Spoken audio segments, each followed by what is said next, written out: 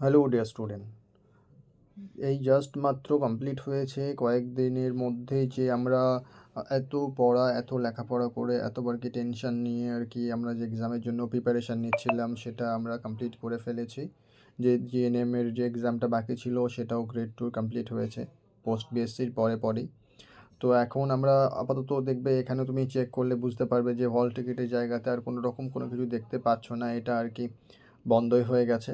আপাতত এরকমভাবেই সমস্ত কিছু এখান থেকে মুছে যাবে।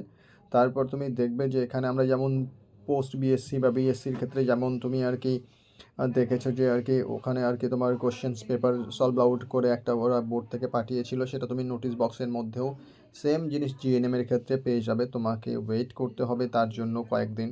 ওয়েট করলেই তুমি এখানে পেয়ে যাবে। দেখো যেখানে আর কি বিভিন্ন নোটিশে দিয়ে দিয়েছে, বিভিন্ন রকম নোটিশ দিয়েছে, তো এই নোটিশে তুমি এখানে অ্যান্সার কি পেয়ে যাবে। যেখানে তুমি দেখো এই regarding the computer base CBT recruitment for GDMO and post বিএসসির জন্য দিয়েছে, এখানে তুমি জিএনএমের জন্য পেয়ে যাবে। তোমাকে ওয়েট করতে হবে কয়েকদিন, এই উইকের মধ্যেই পেয়ে যেতে পারো, সম্ভাবনা আছে।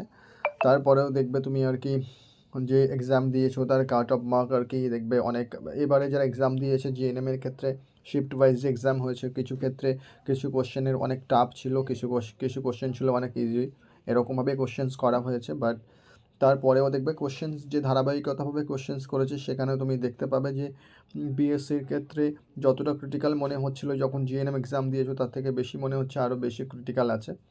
তো এখানে শিফট ওয়াইজ যে কোশ্চেন্স হয়েছে, শিফট ওয়াইজ কোশ্চেন হওয়ার পরেও তুমি দেখবে কিছু শিফটে কোশ্চেন ইজি এসছে কয়েকটা কোশ্চেন, কিছু শিফটে আবার কোশ্চেন কঠিন এসছে। কিছু স্টুডেন্টের কোশ্চেন ক্ষেত্রে দেখা গেছে যে না অনেক অ্যান্সার করেছে 15 থেকে 20টা, কিছু স্টুডেন্ট বলছে না খুব খারাপ হয়েছে, এরকমভাবে কোশ্চেন করা হয়েছে। এটাকে বলা হয় নর্মালাইজেশনের মাধ্যমে আর কি এক্সামটা হয়েছে। তো এখানে এক্সপেক্টেডের মধ্যে রাখা যাচ্ছে, দেখবে হয়তো কাট অফ বেশি নাও আসতে পারে, মেজরিটি হয়তো কাট অফ হতে পারে।